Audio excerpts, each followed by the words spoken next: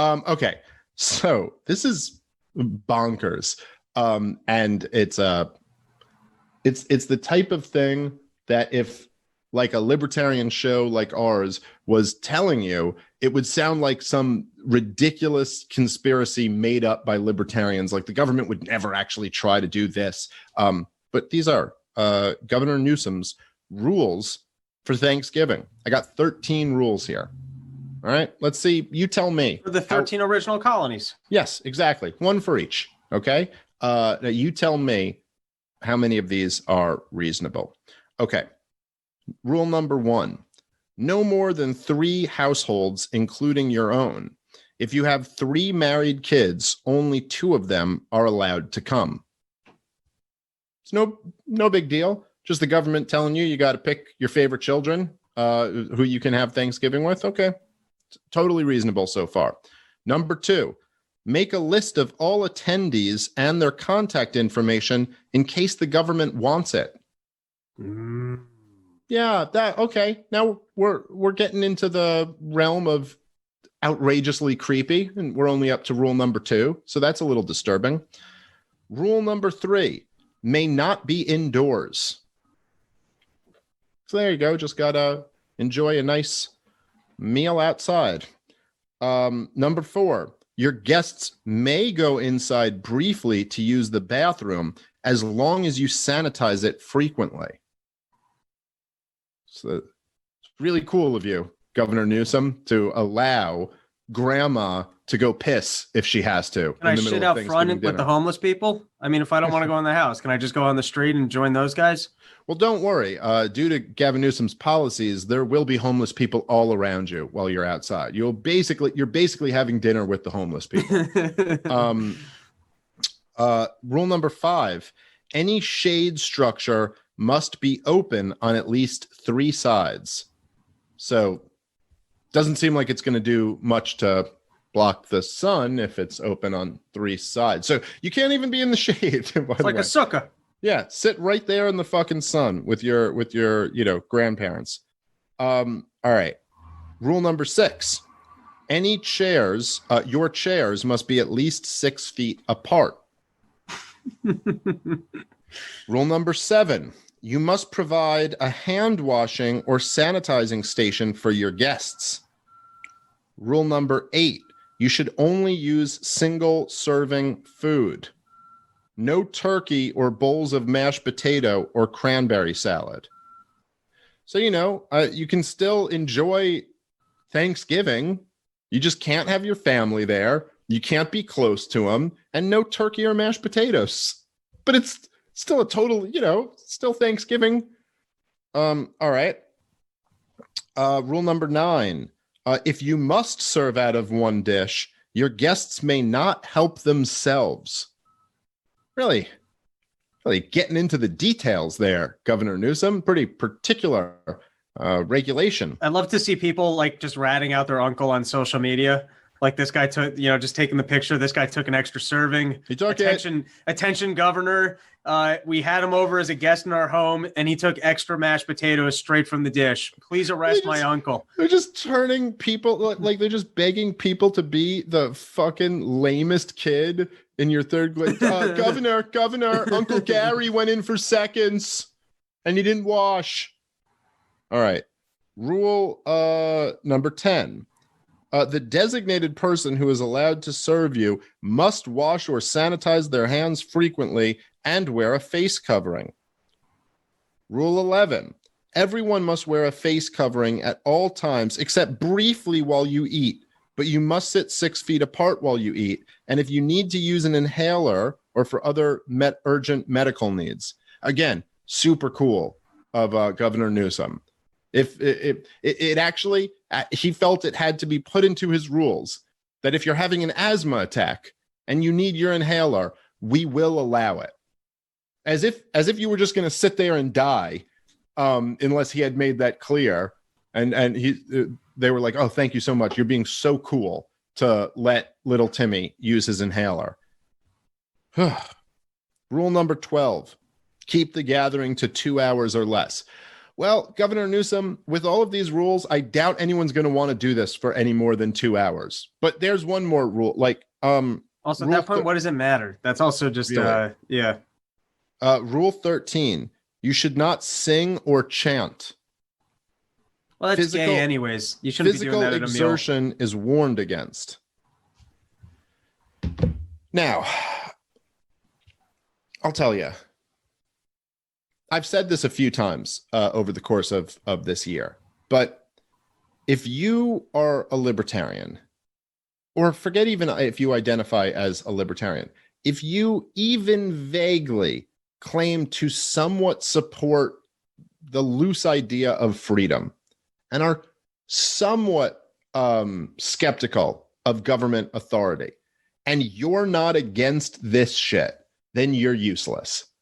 This is like the ultimate libertarian litmus test. If you're watching the government attempt to regulate how close to your family members you can be, who can reach in for servings of the mashed potatoes, and whether your grandmother is allowed or not to use your bathroom, and under what circumstances she's allowed to do that, if you don't speak out against this, you are useless to the world of libertarianism.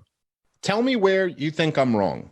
But if you're a libertarian, if you believe in freedom at all, this is your battle. It's right here in front of you. The government trying to regulate who can come over for Thanksgiving. This is not like, make no mistake about it. This is not about controlling the spread of a contagious virus. That is not what this is about. This has now gone to a level of trying to see how much intimate control of your life governments can exercise authority over. This is very, very creepy. Like, so for so long, libertarians, we've talked about all types of different, issues with government intervention, whether government intervening in the economy, in people's personal lives, and all types of different ways. And we make really strong arguments, I think, for the dangers of this type of government intervention. And sometimes, there'll be something like governments talking about rounding up guns, and libertarians will say, well, the old Alex Jones line, Hitler took the guns, Mao took the guns, Stalin took the guns, right? And there's a really fair point to all of that. But other people could say, Australia rounded up their guns, or some other country, or England, or whatever. And, okay, there's problems in that society, but it's not, Mao Zedong's China or Adolf Hitler's Germany or something like that, and there's a fair point to that too. That doesn't mean you have to be for it, but it's not, my point is, what society allows the government this type of authority over personal family interactions and does not end up in disaster? You tell me. And this is why, again, like I said before, this should have been the entire campaign of the Libertarian Party. This should have been if you were to ask what is the focus and the central issue of the Libertarian Party's presidential campaign, there should be, if you asked 100 people, all 100 of them who are aware of it should tell you the same thing. It's this, and it's that they're against this.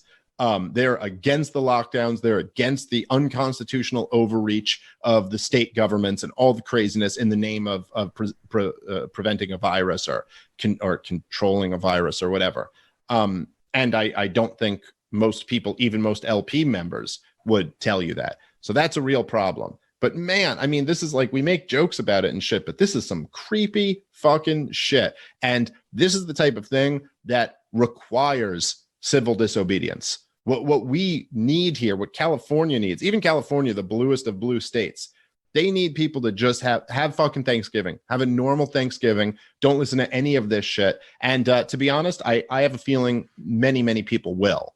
I don't know if they'll be loud about it, but I just don't buy it. I think that most, like, even kind of liberal people or left-leaning people in general, they may like the kind of gestures of telling people they're left and all this stuff. But now you're asking about like a really kind of personal sacrifice.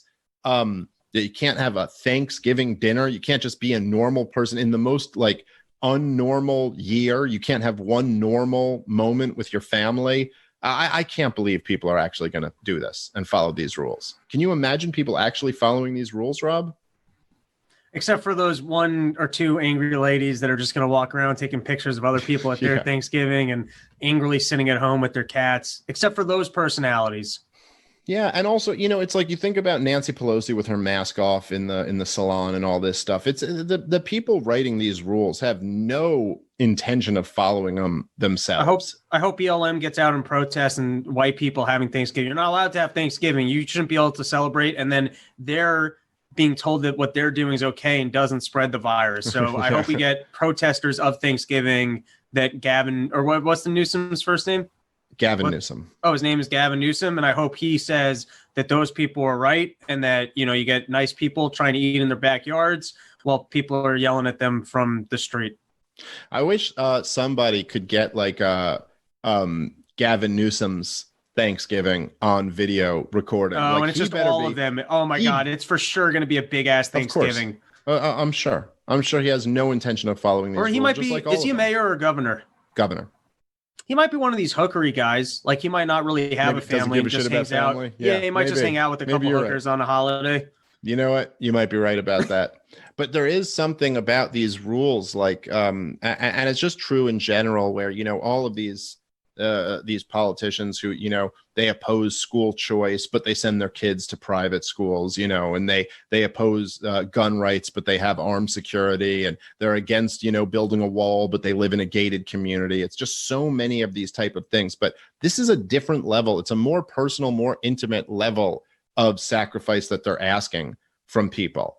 To not, in a year where people have barely seen their family, to ask them not to have a Thanksgiving seems like an intentional attack on normalcy and on family and on, personal freedom. We're a country that doesn't, not a very religious country. We have a lot of broken families, and like Thanksgiving is one of the few things in America that's not about, kind of like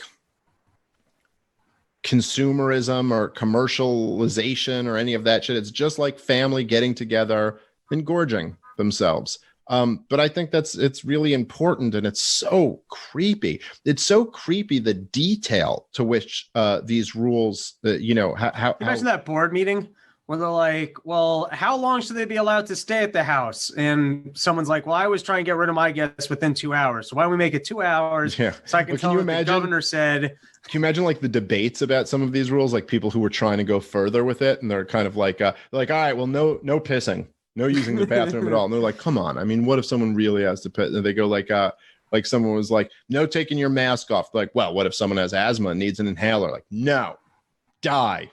You lay down on the floor and wheeze and hope you survive it. It is, man, is this creepy.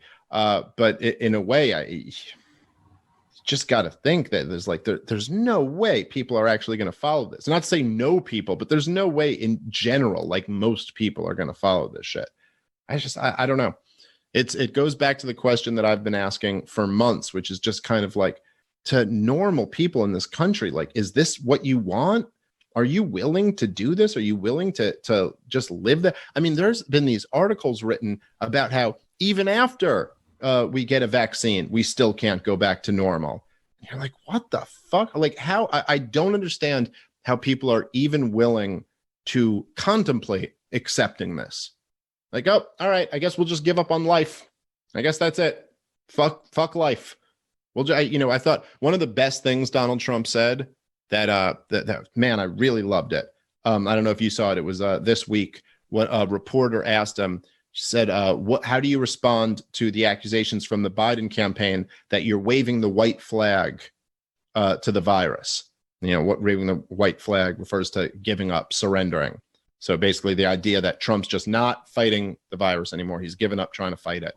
And Trump responded, and he said, Biden's the one waving the white flag. Biden's waving the white flag to life. He's hiding in his basement. I just thought that was such a great, retort. Fuck that. Fuck giving up on life because you're afraid of germs. This is literally just a year ago. Everyone would have said this is what a paranoid germaphobe would do. This is insane behavior. Live your life. Have your family over. Give them a hug. Like, I'm sorry.